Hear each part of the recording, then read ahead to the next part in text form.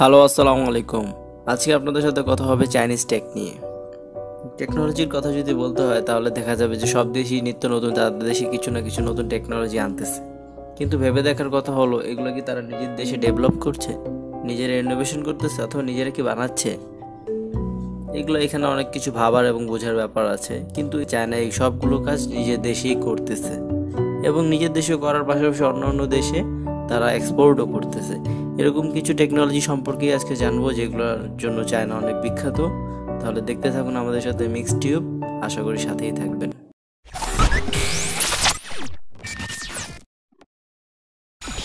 সবার প্রথমে কথা বলা যাক স্পেস নিয়ে, যেখানে আমেরিকা এবং রাশিয়া চায়না থেকে অনেক এগিয়ে।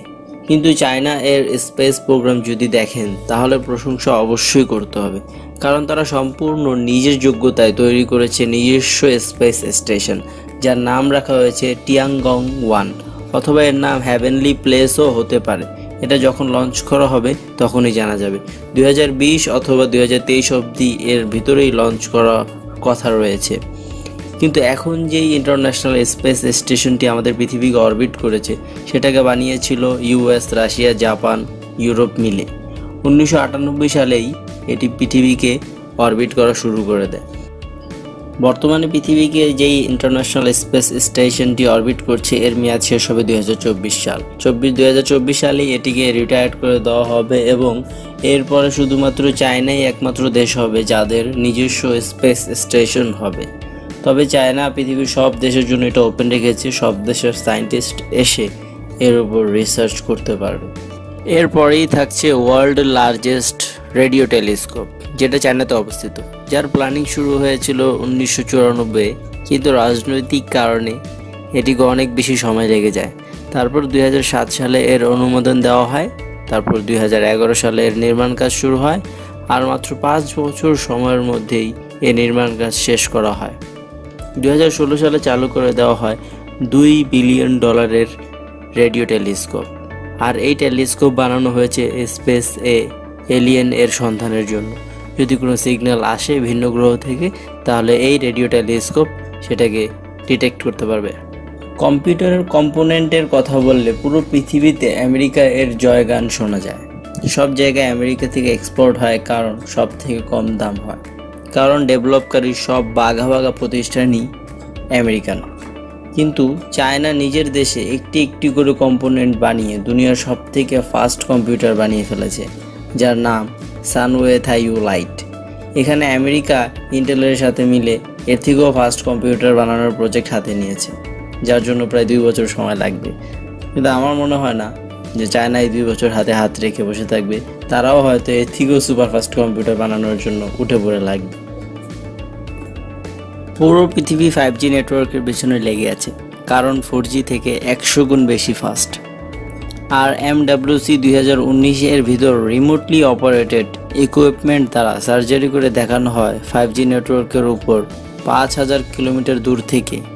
কিন্তু চায়না এটিকে আরেকটু এগিয়ে নিয়ে গেছে, প্রায় 3000 কিলোমিটার দূর থেকে একটি সার্জারি করেছে, যেটা ছিল ব্রেইন সার্জারি 5G নেটওয়ার্কের উপর। এর থেকে উপকার এটা হবে যে এক দেশে থাকা ডক্টর অন্য দেশে পেশেন্টের চিকিৎসা করতে পারবে এই রিমোটলি অপারেটেড ইকুইপমেন্ট দ্বারা 5G নেটওয়ার্কের উপর। আর এখানে চায়নাই প্রথম দেশ হলো যারা 5G নেটওয়ার্কের উপর ব্রেইন সার্জারি করেছে। এখন কথা বলি চায়নার হাই স্পিড রেলওয়ে নেটওয়ার্কের কথা। আপনি যদি 10 বছর পিছনে দেখেন তাহলে দেখতে পাবেন চায়না এর হাই স্পিড রেলওয়ে বেশি ছিল না। তবে এখনকার সময় যদি দেখেন চায়নার হাই স্পিড রেলওয়ে, তবে দেখতে পাবেন চাইনিজরা এত বেশি রেলওয়ে ট্র্যাকস বানিয়ে ফেলেছে। যদি সমস্ত পৃথিবীর হাই স্পিড রেলওয়ে ট্র্যাকস একসাথে মিলিত করেন তবে সেখানে চায়নারটাই বেশি হবে। আগে চায়না 1 থেকে 2 দিন লাগতো এক জায়গা থেকে আরেক জায়গায় যেতে, আর এখন সেটা মাত্র কিছু ঘন্টায় যেতে পারে এই হাই স্পিড রেলওয়ের মাধ্যমে। এখানে চাইনিজের সব মানুষ কিন্তু বড়লোক নয়, কিন্তু তারপরও সরকার সবাইকেই এই সুবিধা ভোগ করার জন্য ব্যবস্থা করে দিয়েছে। যারা ফ্লাইটে যেতে পারবে না তারা হাই স্পিড রেলওয়ের মাধ্যমে এক শহর থেকে অন্য শহরে খুব দ্রুত সময়ের মাধ্যমেই যেতে পারবে। এই কথা তো সবাই জানে যে চায়নাতে পলিউশন অনেক বেশি বায়ু দূষণের কারণে চায়না তাদের কোল পাওয়ার প্ল্যান্ট বন্ধ করতে যাচ্ছে এবং এগিয়ে চলছে সোলার পাওয়ার প্ল্যান্টের দিকে, যেখানে ওনারা তৈরি করে ফেলেছে সবচেয়ে বড় ভাসমান পাওয়ার প্ল্যান্ট। এখান থেকে প্রায় 40 মেগাওয়াট বিদ্যুৎ উৎপাদন করতে সক্ষম।